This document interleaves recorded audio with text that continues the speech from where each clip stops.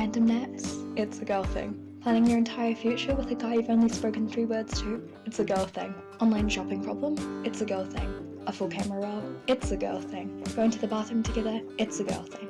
You name it. It's a girl thing.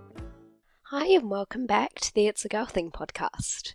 It's me, Kate, and we're here for another day, another chit chat, and another you and me session. If you're new here, welcome. It's another day of us just chatting about life and everything in between.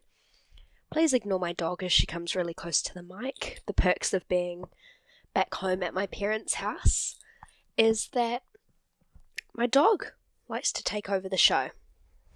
And as much as I love her, she tends to get in the way. Well, what else is there to say? Welcome, whether you're new, old, to the show. Welcome. We want you here. We love you here.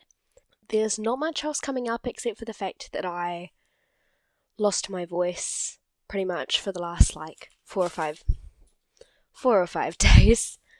And so that's meant I haven't been able to record for you guys. And I haven't really been able to get out of bed. And it's just a huge bummer because it's the one time I had the chance to have a cool holiday and actually get to enjoy it. But I've been sick and I think that's my body's sign that I needed to slow down. But let's get straight into this week's episode. We are talking about social media, in specific, social media addiction. And we're going to keep it very real around here, and we're going to talk about some of the more scientific and medical side of social media addiction, the mental side, and improvements, tips, all those kind of things. So I feel that social media is a blessing and a curse, because it allows us to constantly be interconnected. And in a world where we have so much technology at our fingertips, it's so cool that we can just connect with each other over social media and through our phones, especially with family halfway across the world that you never get to see otherwise, or that you might never have spoken to until technology. However, we can become very easily hyperfixated on social media, on technology, on everything that it does. I also know that we have a reduced attention span due to social media, especially TikTok videos, Instagram Reels, YouTube Shorts. They have all reduced our attention span because they are designed to hook you in for about a generalized 15 seconds.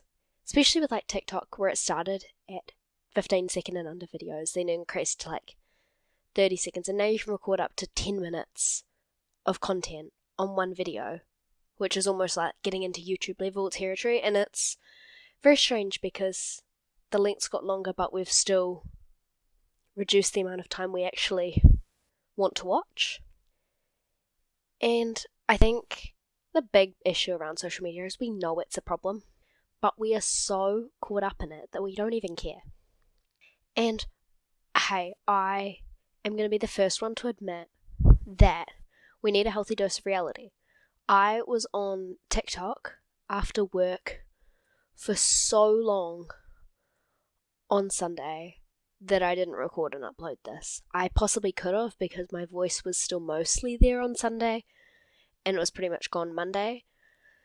But I got roped in. I was tired after work and I had what I call my enrichment time in my enclosure, which is where I just lie in my bed when I get home from work and scroll for a little bit just to disconnect. But it's really funny because I say it's disconnecting, but I'm not even sure it's... What am I disconnecting from? Because I'm just connecting into social media and things. Maybe I should read a book. I don't know, what other things can I do? That's the thing, is social media has taken away my ability to think of something else to do. Read a book, cool, I love reading. But what else can I do? As a kid it was you could play with your dolls, or you could do this or do that, and now it's social media. It's on my phone. Anyway, I know my social media addiction can be bad, and I'm working on it. But when the podcast and the stuff I'm so passionate about is so heavily influenced and affected by social media, I feel like I am obligated to keep up to date and I suck really badly at using social media for actually posting and keeping up with you guys and content. And I think that's because I consume so much social media content that I look at it and I go, but my content is not going to stand up to that level. That content is not my content. Whatever I choose to make, I don't feel like it's going to be good enough. And it's stupid because we say it shouldn't be about the likes, the follows, the comments, anything like that. But it is at the same time.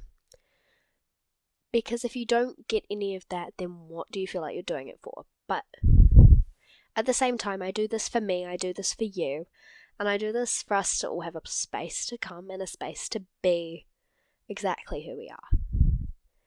And to navigate topics and struggles in the world like this. And it sounds like a first world problem. And it is a first world problem. But for us, it's important that we get over it. My dog is really hanging out with me now. Social media addiction is an uncontrollable and unconscious a lot of the time. Well, especially it is for me, because I will open up my phone and out of pure habit just open TikTok, Instagram or Facebook. And it's because my fingers, like I have muscle memory to know where the app is on my phone home screen. And sometimes I'll really mess with myself and I'll just move the app to a different spot. And when I automatically do it, I open some completely different app. And it's bad because that's how I know that it's out of an unconscious muscle memory habit that I've actually opened the app. And I open the app up and I start scrolling even though I don't want to. And what we don't realize is that addictive social media usage looks like a lot of other addictions and the symptoms of it. And we give so much negativity and attention to drug addiction, alcohol addiction, sexual addiction, all the other kinds of addiction that we feel are so common to talk about. Well, not common to talk about, but if you hear the word addiction, that's what usually comes to mind. But social media addiction and those actually have so many similarities, such as mood modification, tolerance, which is the increased use period over time. So when you first start using social media, you consume it in small amounts, and then as time goes on, you consume it in larger amounts, and you just become more tolerant, and that becomes the normal. That's like people who have alcohol addictions. They start off drinking in small quantities, and then it builds up, and it builds up, and it builds up, and your tolerance is increased. Alongside withdrawal symptoms, conflict, relapse. And the reason specifically social media addiction is so easy to get into is because of the release of dopamine we get. Dopamine is the feel-good hormone. And we get it, and that keeps us coming back to it. Like notifications. Notifications can trigger dopamine spikes. So, you know that guy you like, when he texts you or he snaps you? That's a dopamine spike. Or if you get a notification that your favourite TikTok is live or has responded to your comment, and you open it up, that's a dopamine spike. And your brain is programmed to respond and try and reproduce those dopamine spikes as much as possible. So if social media is producing situations that give you dopamine spikes, then you're going to want to keep going back. It's like a simple, situational reward. I can't think of a better choice of words, but I hope you understand what I mean when I say that. It's like saying, if I want you to do something, I'm going to reward you when you do what I want. That's how the brain and social media are interacting. Oh, I've made a little note about it here. Social media increases our reward center, because it's estimated that 30 to 40% of the time in the real world we talk about, boast about, and center the conversation about ourselves. So 30 to 40% of the time that you talk, interact, do anything with people in the real world is centered around you. Whereas the virtual world on social media, that level shifts to 70 to 80%. So it's doubled, more than doubled. That's crazy. That really leads you to realize that social media makes us self-obsessed, self-absorbed, and full of ourselves. Because we think that's what people want to hear and people want to see. And that's true because that's what we consume and that's what we do. It's like crazy because you're like, I don't want to talk about myself all the time, but I do, but I don't, but I do. And people even want to hear me talk about myself, but then look at all the creators who do get ready with me's, and they're sitting there and they're talking about themselves and their lives, and we consume that content. It's just encouraging them to keep being so self-involved, and being a degree of self-obsessed and a degree of absorbed and self-involved is good. Because to me, that's better than having no self-esteem and no self-involvement at all. But there is quite a fine line. The faster the dopamine spike of social media wears off, the sooner you're going to want to get straight back into it. That's all impacted by that tolerance amount I was talking about earlier. So, pretty much, think about it as in the fact that sometimes you'll close off an app and then you'll reopen it like 5 minutes later to keep scrolling. That's because your brain is continuing to seek the dopamine spike and the dopamine rise that it knows it's going to get from social media. Apologies.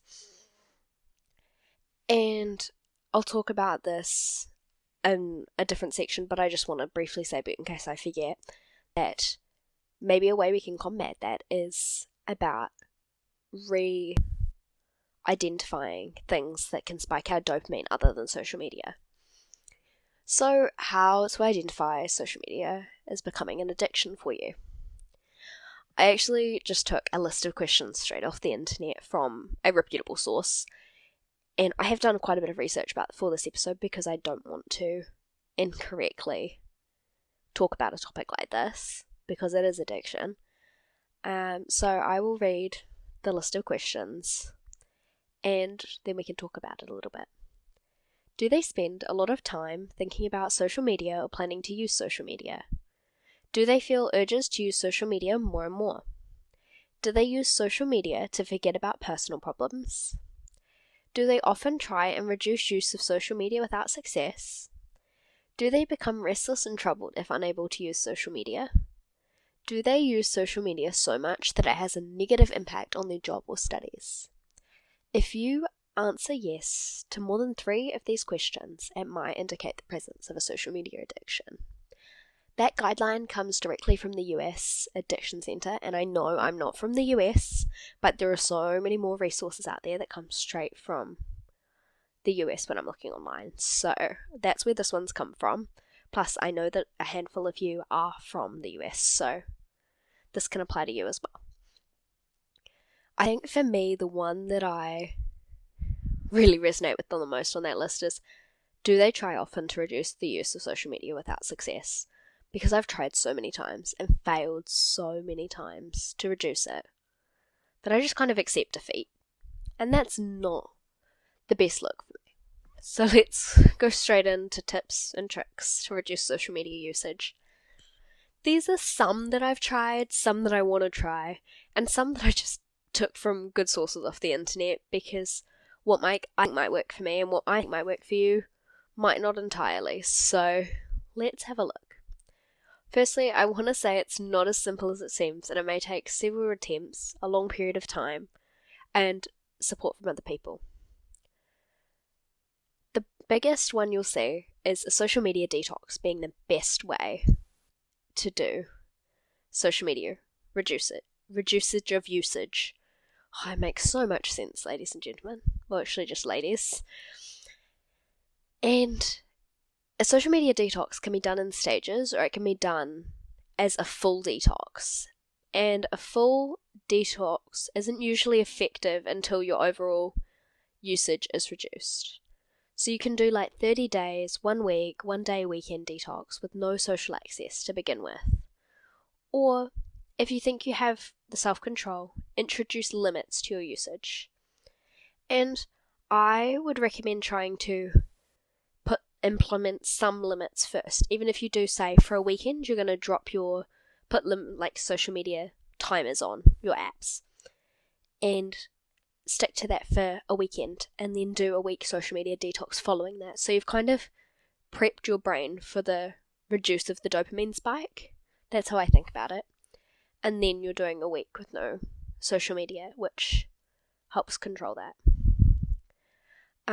This one I'm keen to try, which is having a set scroll period. So whether it's 1, 2, or 3 hours, I'd personally say max it at 3 hours, not like don't do 4 or 5. And that's your unlimited scroll time. So you can choose, might be ideal in the morning, depending on what hours you work or go to school, or it might be in the evening, depending on what you've got going on.